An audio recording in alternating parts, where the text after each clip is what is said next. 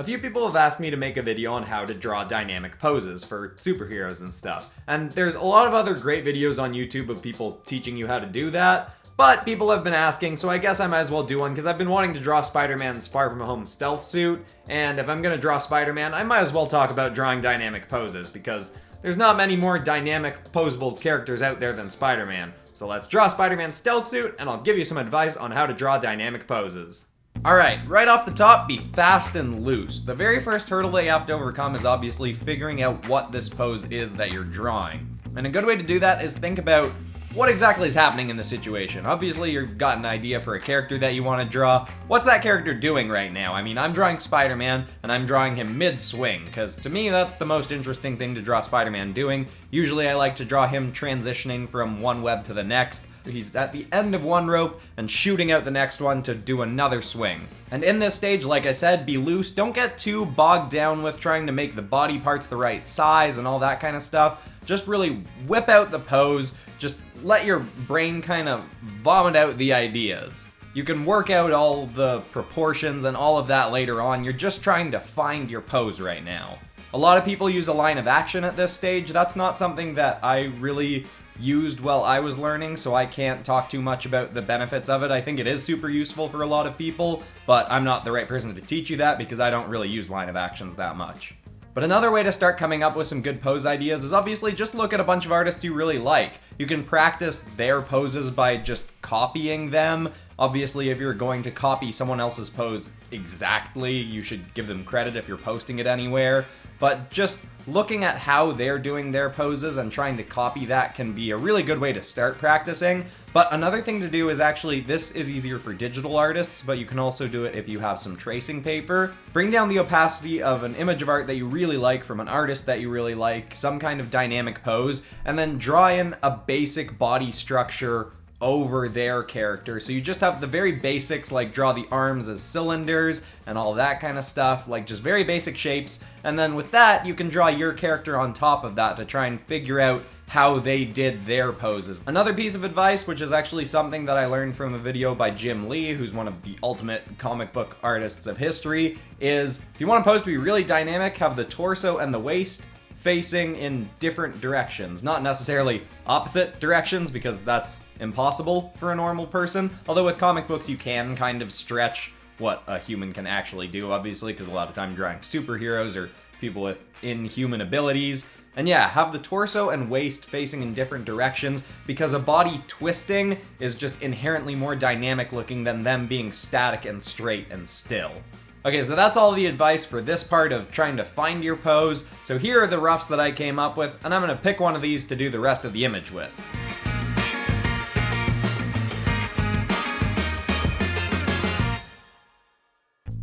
Now into the actual drawing. I've made my selection, and I really like this Spider-Man pose. It's one I draw somewhat frequently, but it's a good one. I really like drawing this pose.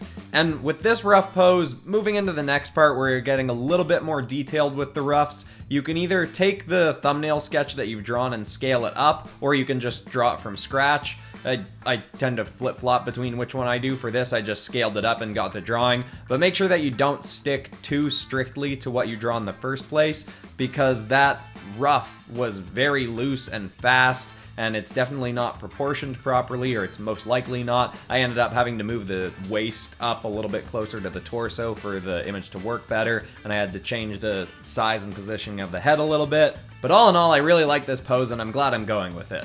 But now, another problem that people have when they're doing dynamic poses is the perspective of the limbs. And with this piece, obviously, there's a lot of that, because one hand is thrusting forward shooting a web, one's going off into the background, and it's nice and dynamic, but there's a lot of perspective stuff you gotta keep in mind.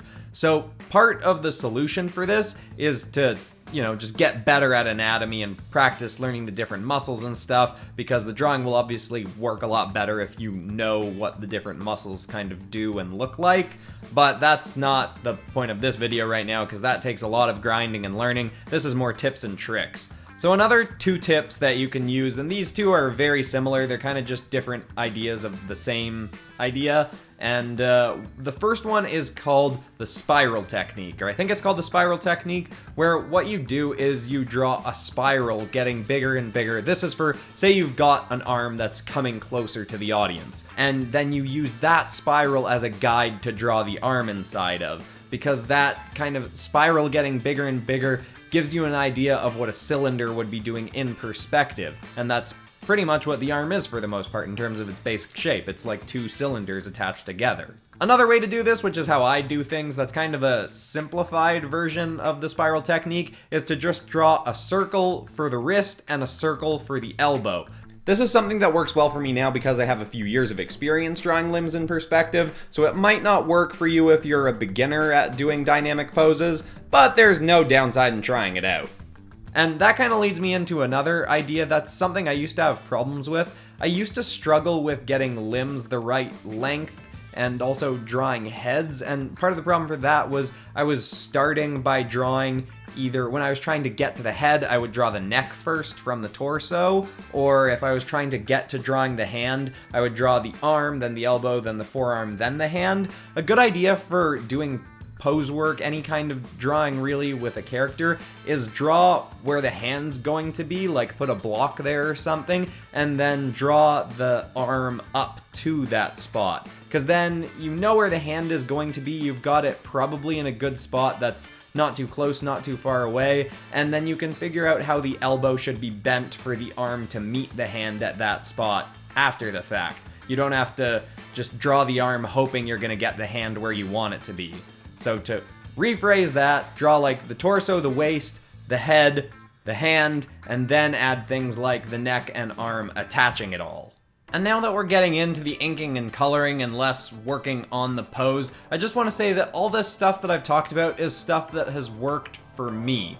And this is one of the reasons I have a hard time making videos like how to draw this, because there are a bunch of different ways to learn how to draw something, and not everything is going to work for you. There are going to be specific tools and techniques and tricks and tips that work for you, and other ones don't. I've had people teach me something in a YouTube video or in a class that they swear up and down works, and it just doesn't work for me. I just can't grasp the concept. So a lot of the stuff in here, I highly recommend taking a crack at it, trying it a few times, but if it's not working for you, there's a million other YouTube videos where people are teaching you how to draw dynamic poses. Go check out Jazza's or anyone else who has one out there, because there are a lot of great ones and you will find something that works for you. You just gotta keep trying and trying. Remember that I've been drawing for about I've been working really hard at getting better for about 5 years now. I've been drawing for like 20 something years, but just trying to get better takes a long time, and it can be frustrating trying to find what's going to work for you, but just know that if you keep going, you will find something. So for now, just keep drawing poses, try out these techniques, try out other people's techniques, and you will get there, I promise. And I mean, hopefully the practicing is fun. There are some parts of it that can be boring, like grinding through anatomy lessons, but I mean, at the end of the day, you're drawing and you're creating something out of nothing, which is a really cool feeling regardless of how good the quality of the image is. And just know that your images are going to get better and better and better, and soon enough your dynamic poses are going to be even cooler than your favorite comic book artists, so long as you keep practicing. Okay, I just wanted to end with a kind of optimistic rant for this video because it's a learning video and I want to make sure you know that as long as you keep going, you're gonna get better. So here is our Spider-Man in his Far From Home stealth suit.